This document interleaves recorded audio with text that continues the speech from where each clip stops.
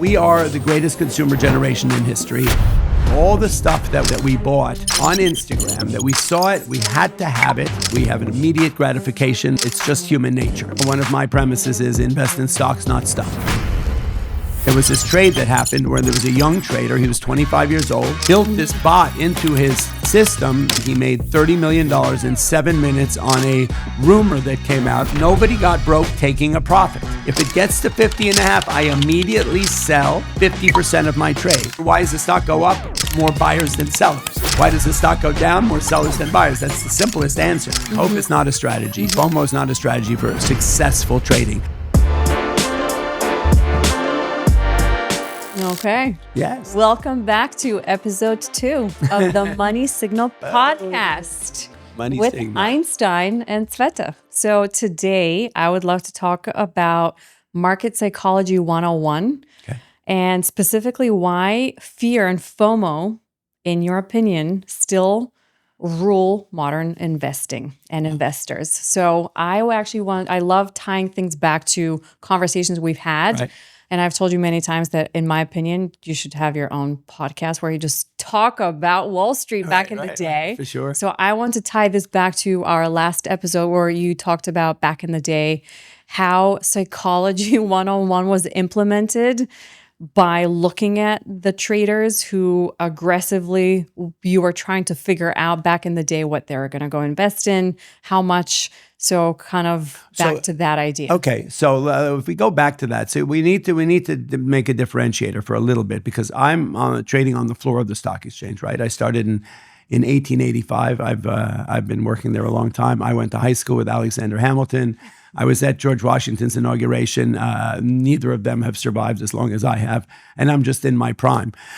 Getting back to that, though, the stock exchange that opened in 1903 was based on an open outcry system, this human marketplace. And so, in any kind of an auction market, whether you're auctioning off art, or jewelry or whatever it may be, or estates, there's a psychology around it. There's emotionality around it. People buy things because they want them. They think they need them, right? We need to understand that an urge. I think about it relative to, one of my premises is invest in stocks, not stuff, right? And I always talk about that think about all the stuff that we have, that we bought on Instagram, that we saw it, we had to have it, right? And in the moment, it was an urge that just completely took over our psyche. And literally, we bought something for $16 that we ended up spending $25 to have delivered yesterday because we had to have it. Right? So we are the greatest consumer generation in history. We want what we want when we want it. We have an immediate gratification. It's just human nature. When it comes to the psychology of the market, obviously there are investors and there are traders. Right? So I'm looking at investing from the floor, right? The floor are people who are being given orders and instructions from the powers that be above. So that if you all don't understand it, let's pick Smith Barney, Merrill Lynch, Morgan Stanley, Goldman Sachs. People, they have assets under management. They are a brokerage firm, right? People give them money, and then they have analysts that they use, and then they have portfolio managers, and then they all sit down at a desk and they decide what they want to own and so they trade things as a company, right? They can trade things individually. A customer may have a managed account where the customer says, I want to buy 1,000 shares of IBM, I want to buy 200 shares of this, and that's a privately account that's managed. Or they may just have a discretionary account where they basically, like in a hedge fund, right? Okay. And a hedge fund is just assets under management or a family office. A bunch of people get together. They have a strategy for trading based on analytics, based on psychology, based on emotions, based on social media. I'm sure there are social media based hedge funds. We do know that there are now robots that can actually engage social media. We saw that happen with this trade that happened in Merrill Lynch a couple of years ago, where there are robots that read social media content words like rumor, takeover, right? Merger, right? They see that, alerts, they read it. They actually, originally it was just that it would send out an alert. Now they have it so that it can immediately engage the market, that if you see those words, it's programmed, you go buy 1 million shares of XYZ. and it will actually do it. And there was this trade that happened where there was a young trader. He was 25 years old at Merrill Lynch, and he made $30 million in 7 minutes on a rumor that came out. But I guess he had built this bot into his system, and it saw a rumor that came out that in fact was a false rumor, but he ended up buying the stock. And then when they realized it was false, they sold it, and the stock went up incredibly, and he made $30 million in something like 7 minutes. It was a front page. Poor guy. But investing is being done for so many different reasons, right? And then so we differentiate investing and trading, right? There's a lot more psychology, maybe not more, but a lot of psychology that goes into day trading, right? I have a day trading academy with my partner, David Green, and who was an ex-market maker, and who was a market maker from the age of 25 till 38 when he retired after a big takeover. And when we teach our course, we teach language of the stock market, psychology of trading, the 5 traits of technical analysis, charts, and then options and swing trading. The most important thing when you're teaching a day trader, anybody can be taught to get in and out of a stock. Everybody can be taught to hit a button.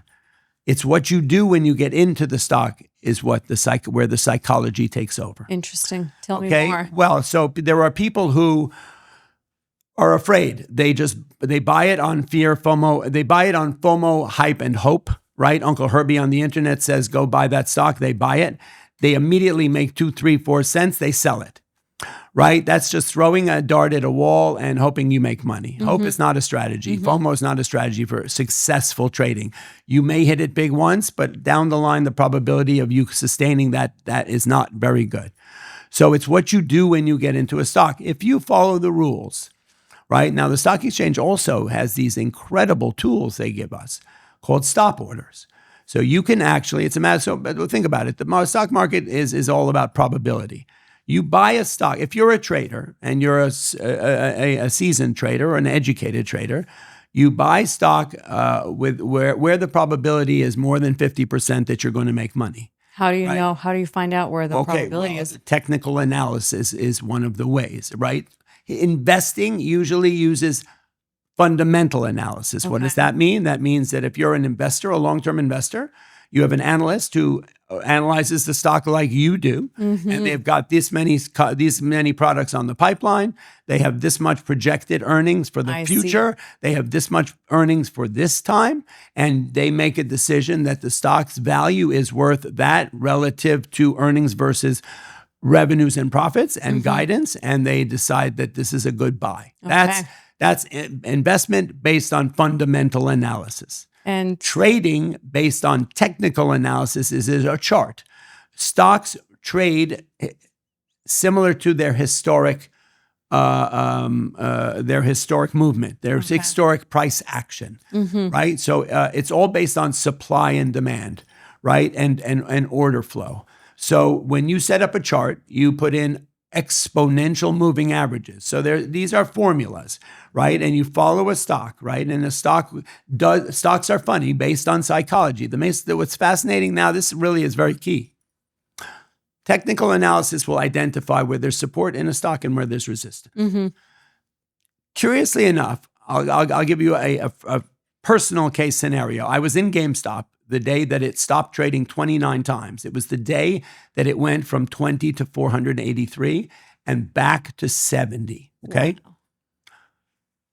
It had ran up on this meme phenomenon. Everybody was rushing in to buy it because everybody said, go get. What they were doing was they were attacking the short sellers. They had found out that this whole meme phenomenon thing is to go get the man, right? People who had never been allowed in the stock market before had been kept out of this party. I always use the analogy that it's like if you were never invited to my party, right? You had to watch all the fun being had from afar.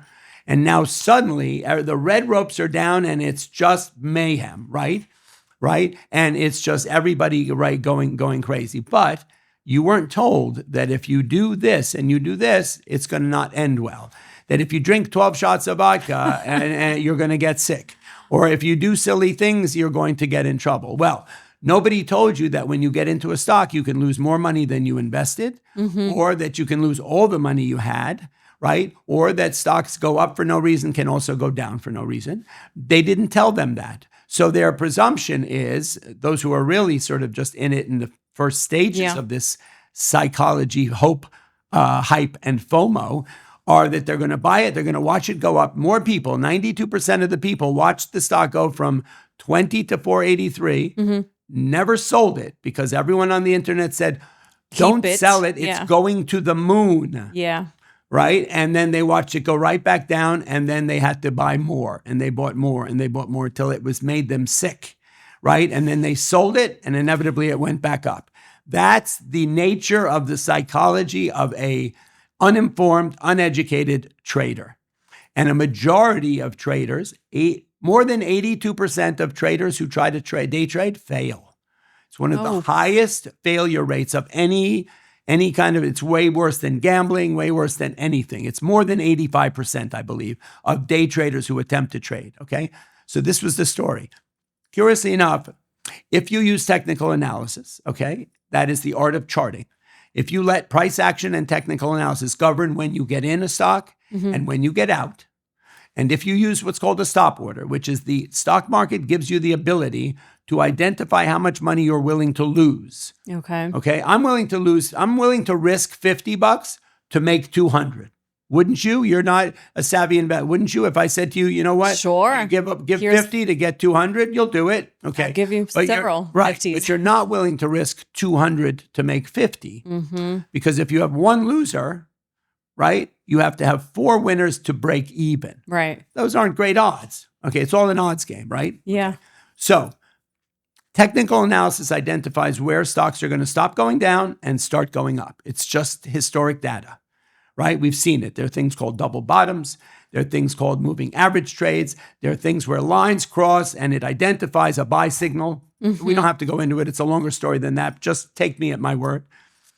So the charts tell you where to get in and where you get out. Wow. If you override the charts with your emotions and your psychology, you're going to stay in too long or you're going to get out too early. And you'll turn a winning trade into a losing trade. Imagine a trader, and I always use this great analogy. A successful trader is somebody who buys 100 shares at $50. And this is everything I learned from David Green, my partner. I didn't know any of this stuff. And I defer to him all day long because it's an amazing art, the art of successful trading. A successful trader will buy 100 shares at $50. He will, for whatever reason, hopefully it's the charts told him so. Not that Uncle Herbie told him to, not FOMO, hype, or hope. Not memes. He bought it because the charts told him to buy it. He puts a stop order in at 49.5. What does that mean? That if it goes against me for whatever reason, it's a 50-50 shot. I mean, the probability is that it'll go up because the charts told me to. But look, Mr. Trump can tweet something and it can go down. We've seen that. As I always joke around, we're always one tweet away from crazy town. You buy 100 shares at 50. You have a stop order at 49.5. What does that mean? I'm identifying how much I'm willing to risk to make money. So if it goes against me for whatever reason, I lost $50, right? If it trades at 4, just so you all understand what a stop order is, if I buy it at 50 and I have a stop at 49, if it ticks at 49.5, it automatically sells my stock. And I lost $50, right? Okay. If it goes up to 50.5, what I have to do is then the other rule of successful trading kicks in, where you have to, nobody got broke taking a profit, right? I can't watch it go from 50 to 51, not sell any, go get a coffee, and it's come back, it's trading at 48. That's not successful. If it gets to 50.5, I immediately sell 50% of my trade.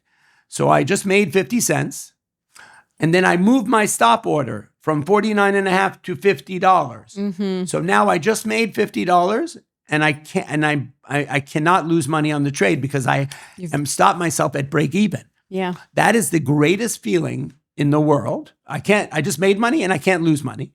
Right. I'm still in the trade, so the adrenaline about it is still got me going, right? That's the exciting part. The psychology of the confidence of me is building because I just did that. I executed it perfectly. Right? I made $50 and I can't lose money. If it goes to 51, I sell 25% more of my trade. I move my stop up to lock in a $0.50 profit because it's going my way. For whatever reason, it's going my way, but I am following the rules of a successful trader where I'm taking money, It's called a trailing stop. I keep moving my stop order up. So now I've just made $50, $25, right? No, $50, $25. And I still leave 25% of my trade, 25 shares. Now at that point, I can sell it all. I can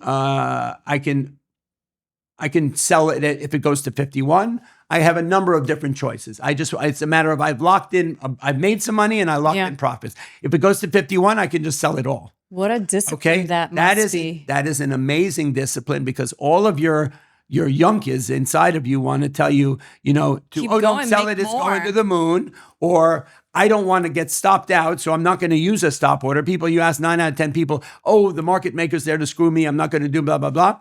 Or I just, any number. So I'll use the other analysis. That's what a successful trader does. Wow. I bought 100 shares and I just made $100. I set that goal for myself. I'm going to make $100 today. When I hit my goal, I turn the machine off and go home. The alternative to that is time is the one commodity we can't get back. So if I just made $100, it took me 20 minutes. It's a beautiful thing. I go to the beach and have a Coca Loco with my partner, right? The alternative to that trader is a person. So I always use the analogy of two kinds of gamblers sit down at a blackjack table. One has a plan. They have $1,000. They're going to bet, right? If they make $1,000, they're going to leave the table, push away, go watch a show, go have dinner at Ruth Chris, and spend the weekend with their family. Yeah. They have a plan. Or if they lose the $1,000, they're going to walk away. That was what I was willing to risk. And then they go and do the same thing. They have a little less expensive dinner because they just lost $1,000 and maybe see less of a show. An irresponsible gambler without a plan is going to go in there with the same $1,000. He has no plan. He's just cowboys and Indians. He's going to start betting. He's going to be up 1,000. He's going to say, I got diamond hands. This is my day. He's going to be up 2,000. He's going to start betting more and bet more, and he's going to get irresponsible with his bets. And he got up to 3,000. He's all in. I'm going all in. I got diamond hands. I am going to the moon today. The next thing you know, he lost the 3,000. He went to the ATM to get a couple thousand more. He lost that. The next thing you know, he's down $8,000. He's been to the ATM 4 times. He has to call his partner to say, you know what? He's sitting out on the curb smoking a Lucky Strike, right? Drinking whiskey because he realized he just spent the rent and his kids' college money, right? And he can't go home. Those are the two. Those are a responsible, successful trader and an irresponsible gambler. I almost feel like I'm an irresponsible one. And 85% of people are the irresponsible kind because they weren't told the simplicity of doing it this way. There's something simple about following the rules. Yeah. Maybe it doesn't, at the end of the trade, it gives you a much better feeling in your belly. But once you have never felt that feeling, you don't know it. Once you have, you want to go back there again. You know how the mind works. Like if you ever read about addiction, right? People try to get high highs, but once you've reached a high, you can never reach there again. And you'll spend the rest of your time trying to get to that spot. And you will never get there. And the way the mind works is it's going to constantly get you there, right? You can do it with chocolate, you can do it with drugs, you can do it with alcohol. But that's the way the endorphins in your brain works. Endorphins are kicked off by that feeling of happiness, adrenaline, and joy, right? Now, when you start losing and you don't follow those rules, other things kick in. Right? Like loss of confidence and loser mentality and like I'm a loser, I'm a bad trader, I'm all these things. Now, the alternative to when you lose money, you need to also know when to stop when you're losing money and when you're making money. If you start losing money, what's your feeling? I said to you on the beginning, you'd make a decision how much I'm going to make in the day, and when I hit the goal, I stop. Walk away. The alternative is overtrading. And you end up giving back the $100 you made, right? Yeah. That's not a good feeling. I was up 100. Why did I do it? I just, That's so interesting. The sell side alternative is that I have to get that money back. I just lost $100. And I have to get that 100 back. As opposed to walking away and go, you know what? I lost 100, and that was what I risked today. The other mentality is I'm a loser, I'm a bad trader, I have to get that 100 back. And people will lose $500 and $1,000 trying to get that 100 back. You know what I'm walking saying? away. People do that in gambling as well. They can't believe they lost $2,000 playing blackjack. I'm going to keep playing to get it back. These are the two parts of the brain, right? There's the happy brain and there's the sad brain, right? And it's the same thing with trading. That's the most fascinating part of the psychology. And we say it every day when we do our masterclasses, webinars. This is David Green's. His 5 rules of successful trading are: number 1, have a plan how much you want to make. When you hit your goals, turn the machine off and go home. Number 2 is have a stop order on every trade. Number 3 is never turn a winning trade into a losing trade. Meaning if I'm up 100, never give it back. Never turn a winning day into a losing day. If I'm up and I hit my goal, don't give it back, okay? Know when to stop trading when you're making money, which is when you've hit your goal. Know when to stop trading when you're losing money. So if you have 3 max loss trades, if I lose $50, $50, $50, I turn the machine off and go home. The alternative is losing. I would rather lose 150 than 500, but people don't think of it that way. They have to get it back, right? So those are his 5 rules of successful day trading. It's as simple as it is. It's masterful, and it will differentiate somebody who's successful and not. I'm writing those 5 rules down. We're making a T-shirt. Because we realize we're going to make a T-shirt that says all those things on the back of it. It was my daughter's idea. Great. We should do a whole merch line with the 5. I call them the commandments of love. We're doing it next week. The 5 commandments of success. Next week we're going to do it, and I'm going to wear them. I say that I'm irresponsible because I got into stocks very late into my life because as an immigrant, here's a funny story for you. When I came to the States the first time, this is back in 2008, I didn't have any money whatsoever. So $20 was so much money to me. And I was being taught what's a credit card, what's a debit card. I didn't have any, Bulgaria. I was very young. And I was shown a ATM in Midtown Manhattan. And my friend said, so you put the $20 in here and the ATM is going to take it and it's going to go into your bank account. And I said, what? How am I going to put 20? What if it eats my money? What if it tears it up and then I'm going to lose my $20? And I got into stocks very, very late, only when I felt like I had enough money that if I lost that money that I invested, I would have been effect on your life. Correct. But all of the stocks that, I focus on are pharma. And I actually love when they go down and I lose money because most of the time what I've seen as a pattern is that they're going to jump 20, 200, 500 times up. Up when they go up. When they go up, because most of the stocks, almost what I've seen is, and I don't know if I'm right or wrong, you can tell me more, but it's like, when there's something really big happening with these clinical stage companies, it's almost like the secret society of traders or investors. They let themselves, they let it go down so they could buy more, and then they hype it back up. They're not the ones. It sells off for a reason. People bail on it. That's the psychology of it all. And then they start to buy it and it goes like crazy. Yeah. And that's why I'm like, I love when I see it losing, I'm like, okay, I'm going to hold it on. And most of the times when I've held on to these clinical stage pharma stocks, because by the time they finish their clinical stage trials, and thousands of percentages. Stocks went from 10 to 3,000. Yeah, that's why I always say I'm irresponsible, but I love learning. You are. But you know what? Look, there's another thing to be said for the excitement of it and the adrenaline of it. People don't do it just for that. There's something really, it's the endorphins. Mm-hmm. There's nothing more exciting than buying a stock, it goes up and you make money. Yeah. There's nothing worse than when you buy it. There's nothing worse. The worst feeling is when you're up $500 for the day and you end up losing it all and you give it all back. Plus, that's a really bad feeling. Wow, that's good to know. I have a question, and it could be a dumb question, but I'm sure there are many viewers. The only question that's dumb is the one you don't ask. Well, Graham, I'm going to ask it. Go for it. So I've seen, just by being at the stock exchange with you, I've seen these, I think these are the charts that you talk about, that the statistical analysis that these analysts do on the stocks. Right. It looks like this crazy chart. Like an ocean, candlesticks, and it's like no other chart that I've seen because I deal with charts every day. And I always wonder, what if I want to get into investing right now? What if this is my first go-to? I have no clue how to do it. can you even access these charts anywhere? Like Absolutely. You can go on. So there are charting services. Okay. Right? TD Ameritrade, TraderVate, there's tons of them. Okay. And they're free. Oh. And basically what you do is you set up your chart is a spreadsheet. Your chart is it's a chart. It's blank.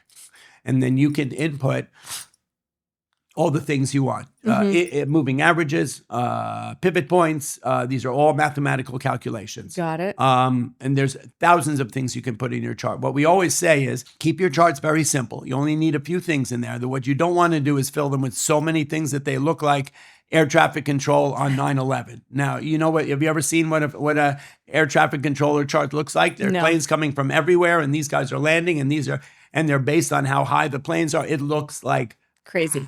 Some people fill their charts with all that stuff because they figure the more that's there, the more information they're getting, the more informed the decision they're going to make is. Okay. Wrong. Noise. Yeah. It's chatter.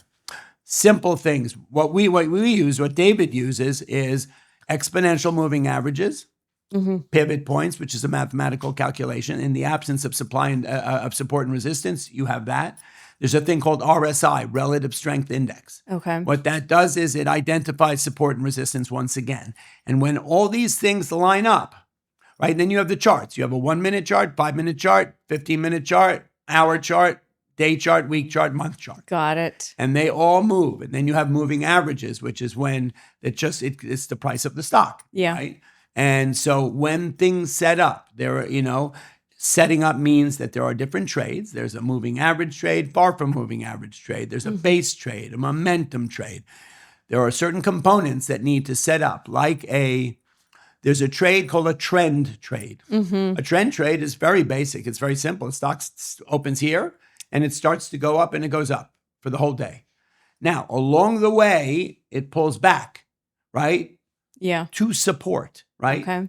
That's a trend trade. That's when you want to get in. So imagine this. If a stock just goes straight up, some people who don't know charting would think, oh, it's all just going up. You got to buy it. Not necessarily, because if things go up that way, they very often will go down that way. Okay. An ideal trend trade is a stock that goes up, pulls back to the moving average, goes up, pulls back to the moving average. That shows the moving average is the aggregated price of the stock at different levels in time, meaning that it's never broken below that price over a long period of time. That shows that that's where support is. Got it. What does that mean? That means that there are buyers at that level.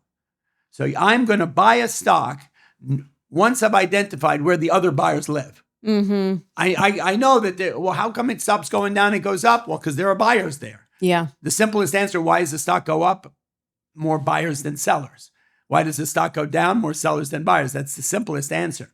So if a stock is going up, the things we use is called the 9 and the 15 EMA, exponential moving averages is, right? That shows where the support is. If a stock goes up and pulls back to the 9 EMA, you buy it. If it goes up and it comes back to the 15 EMA, you buy more, right? Then you use the average price of those two as your stop order. Okay. So if it breaks that down for whatever reason, you want out.